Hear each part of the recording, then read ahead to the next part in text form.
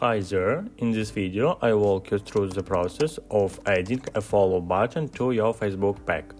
Make sure you stick around till the end to avoid any mistakes, and of course don't forget to give this video a thumbs up and subscribe to my channel. Thanks everyone.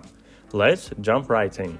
To begin, open your Facebook app, navigate to the menu and select the option to switch to your page. Tap on the icon and choose your page from the list. Once you're on your page, tap on three dots icon. Next, select Add Action button and then tap on Edit buttons. Unfortunately, there isn't a follow button available here. However, there is a workaround for this.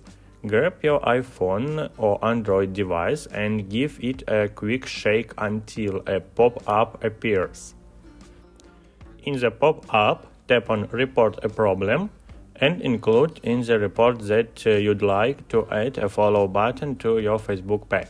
Once you type it, your request, tap Done and then Send. Now all you have to do is wait for your request to be considered. Keep in mind that it might take some time.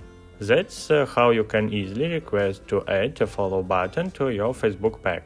If you have any questions about the tutorial, feel free to drop them in the comments below. Don't forget to hit the like button if you found this video helpful. See you in the next one.